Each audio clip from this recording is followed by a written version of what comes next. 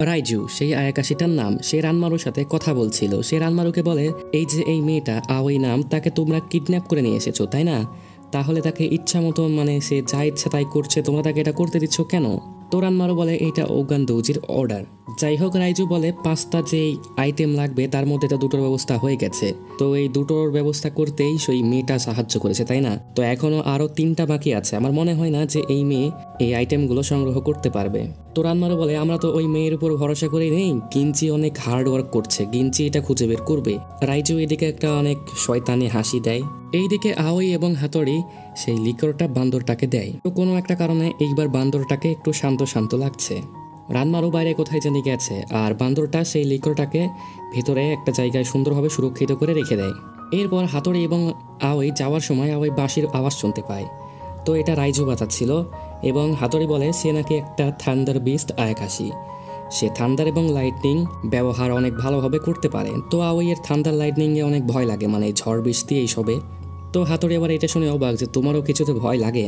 যাই হোক, হাতড়ি বলে যে এর কাছে নাকি, অর্থাৎ এই রাইজুর কাছে ওগান দৌজিনের সমান পাওয়ার আছে এবং আওইকে এর কাছ থেকে দূরে থাকতে বলে।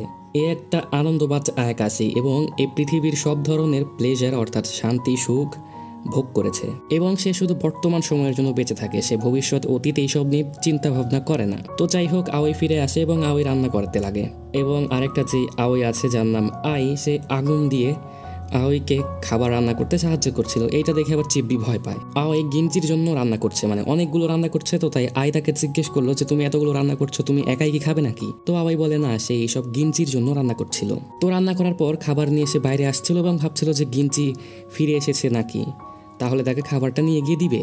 তখনই সেইখানে দেখেন নবুনাগা দৌড় দেয় এবং আওই নবুনাগাকে ফলো করতে করতে যায়, গিয়ে একটা শ্রাইনের কাছে যায়। সেইখানে গিয়ে দেখে গিঞ্জি পড়ে আছে এবং গিঞ্জির অনেক খারাপ অবস্থা।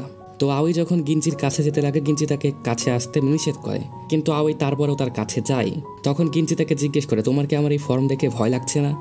তো আওই বলে, না, তোমাকে অনেক সুন্দর লাগছে, বিউটিফুল লাগছে। এবং গিঞ্জিকে সুস্থ করে তোলার জন্য আওই তার হাতের রান্নাটা গিঞ্জিকে খাওয়ায়। তো আওই এর হাতের রান্না খাওয়ার পর গিঞ্জি একটু সুস্থ ফিল করছিল এবং সে তার নর্মাল ফর্মে ফিরে আসে। তো আওই তাকে জিজ্ঞেস করে, একটু আগে আমি যখন তোমাকে দেখলাম তুমি এত দুর্বল কেন ছিলে? তো গিঞ্জি আওইকে বলে যে তুমি এইসব বিষয়ে কতটুকু জানো, এই সেরেমনি এবং ফায়ারওয়ার্কস এইসব ব্যাপারে? তো আওই তো মোটামুটি জানে, অনেক কিছুই জানে, হাতুড়ির কাছ থেকে শুনেছে। তখন গিঞ্জি বলে, মারমেডরা এখন রেয়ার, মানে মারমেডদের পাওয়া যায় না, অনেক মারমেড ইটারনাল রিয়েলমে চলে গেছে।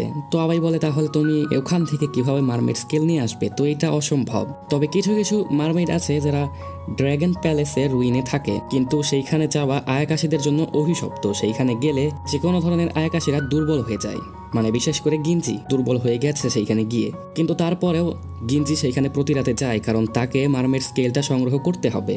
এবং সেইখানে যাওয়ার সময় এরকম সে দুর্বল হয়ে গেলে এইখানে এসে শ্রাইনে এসে এখানকার সেক্রেট স্পিরিচুয়াল পাওয়ার দিয়ে সে নিজেকে হিল করে। তো গিঞ্জি এখন একটা কাহিনী বলে যে ওরিওয়া তৈরির আগে হাচিওরা এই ল্যান্ডকে তাদের বেস হিসেবে ব্যবহার করত এবং সেই হাচিও ছিল একটা মহিলা, প্রিন্সেস ইসো। তার জন্ম সাউথার্নল্যান্ডে এবং সে একটা মারমেড এবং সে লাস্ট মারমেড। তার কাছে অনেক শক্তিশালী পাওয়ার ছিল এবং তার কপালে একটা ক্রিস্টাল ছিল এবং সে ভবিষ্যৎ দেখতে পেত এবং এইভাবে সে সবাইকে সুরক্ষিত রাখত। এবং আশ্চর্যের বিষয় এইটা যে রানমারু এবং গিঞ্জিকে সেই লালন পালন করেছে, অর্থাৎ প্রিন্সেস ইসো রানমারু এবং গিঞ্জির কাছে তাদের মায়ের মতন, তাদের কেউ ছিল না। ইসোই তাদেরকে সবকিছু শিখিয়েছে, এই সেরেমনি ব্যাপারে, কিভাবে এইসব হ্যান্ডেল করতে হয় এইসব ব্যাপারে। তো সমুদ্র থেকে কেমন আয়াকাশে আসে অজানা কালো অভিশপ্ত, যাকে উমি বৌচু বলে, একটা সি ডেভিল, যে ইটারনাল রিয়েলম এবং হিডেন রিয়েলমের মাঝে যাওয়া আসা করে। ইটারনাল রিয়েলমে একে আয়দারাবচি বলে এবং এই আয়াকাশি কারো ক্ষতি করতে চায় না, কিন্তু সমস্যা হচ্ছে এই আয়াকাশির সাথে ঝড় বৃষ্টি চলে আসে এবং এইটাই সমস্যা। সবকিছু তো ঠিকই চলছিল, কিন্তু 300 বছর আগে একটা বিশ্বাসঘাতকতা করার জন্য একজন বিশ্বাসঘাতকতা করেছিল, যার জন্য সেরেমনিটা ফেল হয়ে যায় এবং এটা ঠিক করার জন্য ইসো নিজেকে সমুদ্রের তলদেশে কয়েদ করে ফেলে, বিপর্যয়টাকে নিজের দিকে টেনে নিয়ে আসার জন্য, যাতে সাউথার্নল্যান্ডের কোনো ধরনের ক্ষতি না হয়। সে চলে যাওয়ার পর গিঞ্জি এবং রানমারু একা হয়ে গেছিল এবং তখনই ওগান দৌজির উদয় হয় এবং ওগান দৌজি তখনও তেনজিনিয়ার ইনকিপার ছিল এবং এইখানে আসার পর সে সাউথার্নল্যান্ডে তারপরে ওরিওয়া তৈরি করে। তো আওয়াই গিঞ্জিকে জিজ্ঞেস করে, তুমি ওরিওয়া ছাড়লে কেন? এর কারণ গিঞ্জি এবং রানমারুর মধ্যে মতভেদ।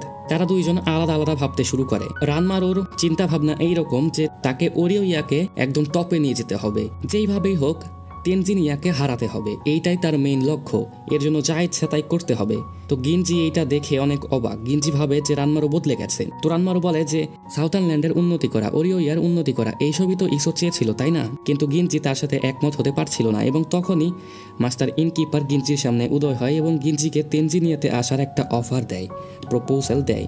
এবং গিঞ্জি তেনজিনিয়াতে চলে যাওয়ার সিদ্ধান্ত নেয় এবং সে রানমারুকে বলে সে আবার ফিরে আসবে, তার কোনো চিন্তার কারণ নেই, কারণ সেরেমনিটা সে করবেই। রানমারু ভেবেছিল গিঞ্জি বিশ্বাসঘাতকতা করছে ওরিওইয়ার সাথে, কিন্তু সে বিশ্বাসঘাতকতা আসলে করেনি। সে রানমারুর সাথে মতভেদের কারণে ফর দ্য টাইম বিং তেনজিনিয়াতে যাচ্ছে এবং সেরেমনির সময় সে আবার ফিরে আসবে। তো আওই তাকে জিজ্ঞেস করতে চাচ্ছিল যে তুমি কি এইবার তাহলে এই সেরেমনির পর আবার তেনজিনিয়াতে ফিরে আসবে, কিন্তু সেটা জিজ্ঞেস করে না। সেটা জিজ্ঞেস করতে লেগে আওই তাকে জিজ্ঞেস করে যে আমি কি তোমাকে বা তোমাদেরকে কোনোভাবে হেল্প করতে পারি?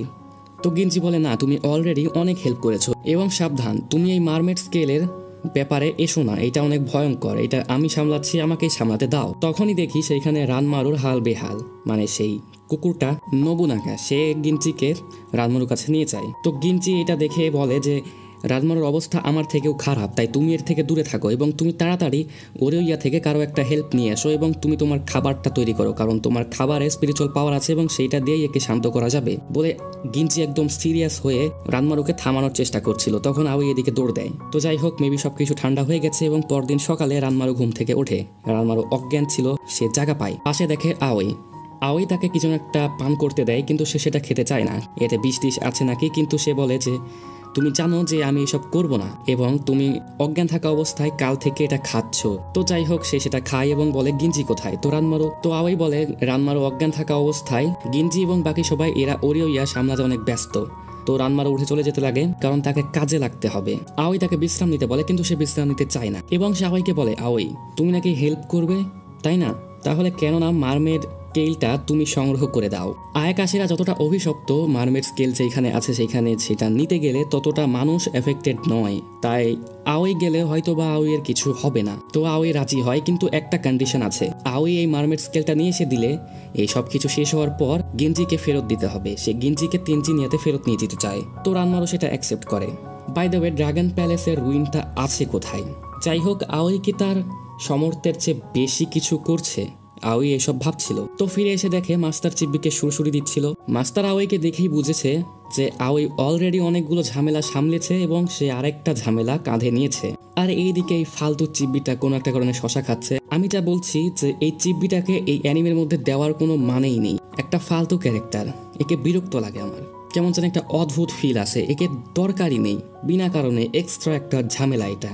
যাই হোক, মাস্টার আওয়ের সাথে যেতে চায়, কিন্তু আওয়াই বলে যে আয়াকাশিরা যেহেতু অভিশপ্ত, কিন্তু মাস্টার বলে যে মাস্টার গিঞ্জি এবং রানমারুর বিপরীত এবং মাস্টারের কাছে তাদের চেয়ে বেশি পাওয়ার আছে, তাই মাস্টার এফেক্টেড হবে না মেবি। এবং তাছাড়াও মাস্টার তো যাবেই, কারণ তার বউ একটা জায়গায় যাবে এবং হাজবেন্ড হিসেবে সে কি তাকে একা রাখতে পারে? হাজবেন্ডের দায়িত্ব পালন করার লক্ষ্যে একটা হাজবেন্ড হিসেবে সে তার বউকে একা ছাড়বে না, সে তার সাথে যাবে বিপদের সময়। এরপর আমাদের এক পলকের জন্য the ruins of dragon palace দেখানো হয়, যেটা ভয়ঙ্কর এবং রহস্যময় অবভিয়াসলি।